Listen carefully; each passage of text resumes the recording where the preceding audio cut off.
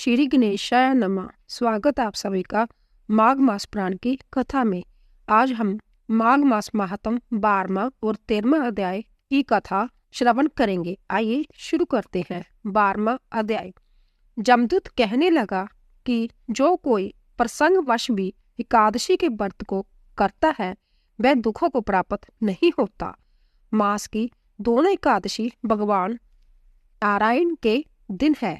जब तक मनुष्य इन दिनों में व्रत नहीं करता उसके शरीर में पाप बने रहते हैं। हजारों अश्वमेघ सैकड़ों वाजपेयी जग एकादशी व्रत की 16वीं कला के बराबर भी नहीं है। एकादशी के दिन व्रत करने से 11 इंद्रियों से किए गए सब पाप नष्ट हो जाते हैं। गंगा, गया, काशी, पुष्कर, कुरुक्षेत्र, जमुना, चंद्रभागा कोई भी एकादशी के तुल्य नहीं है। इस दिन व्रत करके मनुष्य अनायास वैकुंठ लोक को प्राप्त करता है।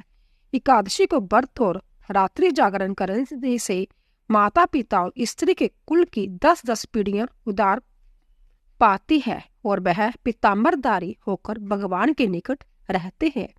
बाल, जुआ और वृद्ध सब तथा पापी भी व्रत करने से नरक में नहीं जाते। जमदूत कहता है कि हे वेश्या, मैं सूक्ष्म में तुमसे नाटक से बचने का धर्म कहता हूँ। मन, कर्म और वचन से प्राणी मात्र का द्रोह न करना, इंद्रियों को वश में रखना, दान देना, भगवान की सेवा करना, नियम पूर्वक वर्ण आश्रम धर्म का पालन करना, इन कर्मों के करने से मनुष्य नरक से बचा रहता है। स्वर्ग प्राप्त करने की इच्छा से मनुष्य गरीब भी हो तो भी जूता, छतरी, अन्न, धन, जल कुछ न कुछ दान देता रहे। दान देने वाला मनुष्य कभी जम की यातना को नहीं भोगता तथा दीर्घायु और धनी होता है। बहुत कहने से ही क्या अधर्म से ही मनुष्य बुरी गति को प्राप्त होता है। मनुष्य सदैव धर्म के कार्यों से ही स्वर्ग प्राप्त कर सकता है। इसीलिए बालावस्था से ही धर्म के कार्यों का अभ्यास करना चाहिए। तो दोस्तों, इसी तरह 12वां अध्याय पूरा हुआ। 13वां अध्याय शुरू करते हैं। विकुंडल कहने लगा कि तुम्हारे वचनों से मेरा चित्त अति प्रसन्न हुआ, क्योंकि सज्जनों के वचन सदैव गंगा जल के श्रेष्ठ पापों का नाश करने वाले होते हैं। उपकार करना तथा मीठा बोलना सज्जनों का स्वभाव ही होता है।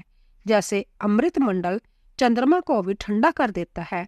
अब कृपा करके यह भी बतलाइए कि किस प्रकार मेरे भाई का नरक से उद्धार हो सकता है।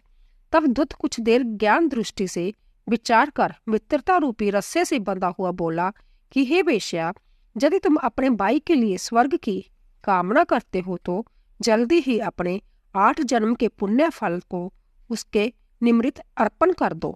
तब विकुंडल ने कहा कि हे दूत, वह पुण्य क्या है और मैंने कौन से जन्म में और कैसे किया है, सो सब बतलाओ, फिर मैं अपना पुण्य अपने भाई को दे दूंगा। दूत कहने लगा कि हे वेश्या, सुनो, मैं तुम्हारे पुण्य की सब कथा कहता हूँ। पूर्व समय में मधुवन में शाल्की नाम का ऋषि था। वह बड़ा तपेश्वरी ब्रह्मा के समान तेज वाला था।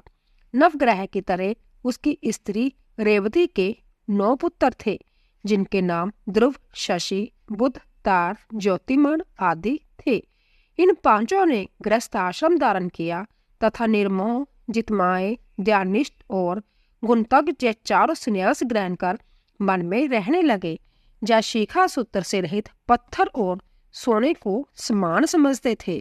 जो कोई अच्छा जब बुरा उनको अन्न देता वही खा लेते और कोई कैसा ही कपड़ा दे देता उसको ही पहन लेते।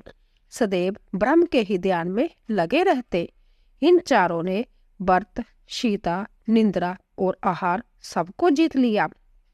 बस चर अचर को विष्णु रूप समझते हुए मौन धारण करके संसार में विचरते थे। जय 4 महात्मा तुम्हारे घर आए। जब तुमने मध्यम के समय भूखे प्यासे इनको आंगन में देखा तो तुमने गदगद कंठ से आंखों में आंसू भरकर इनको नमस्कार करके इनका बड़ा आदर सत्कार किया। इनके चरणों को धोकर बड़े प्रेम से तुम इनसे कहने लगे कि आज मेरे ओ भाग्य है, आज मेरा जन्म सफल हुआ, मुझ पर भगवान प्रसन्न हुए, मैं सनाथ हुआ। मेरे माता पिता, पत्नी, पुत्र गौ आदि सभी धन्य है जो आज मैंने हरि के सदस्य आपके दर्शन किए। सो हे वेश्या, इस प्रकार तुमने श्रद्धा से उनका पूजन किया और चरण धोकर जल को मस्तक से लगाया। फिर विधि पूर्वक इनका पूजन करके तुमने इन सन्यासियों को भोजन कराया।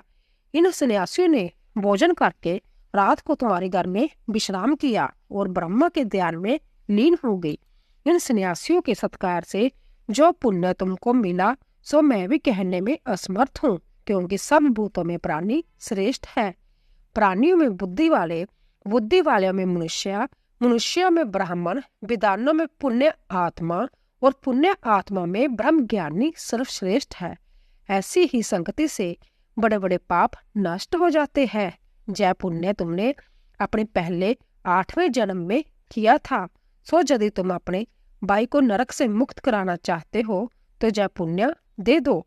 सो दूत के ऐसे वाक्य सुनकर उसने प्रसन्नचित से अपना पुण्य अपने भाई कुंडल को दे दिया और वह नरक से मुक्त हो गया और दोनों भाई देवताओं से पूजित किए गए। तब दूत अपने स्थान को चला गया। इस प्रकार वेश्या के पुत्र विकुंडल ने अपना पुण्य देकर अपने भाई को नरक की यातना से छुड़वाया। सो हे राजन, जो कोई इस इतिहास को पढ़ता या सुनता है वह 1000 गोदान का फल प्राप्त करता है। तो दोस्तों, इसी तरह 13वां अध्याय पूरा हुआ। अगर आपको हमारी कथा पसंद आई हो प्लीज सब्सक्राइब कीजिए, लाइक कीजिए और शेयर कीजिए। आप सभी का धन्यवाद।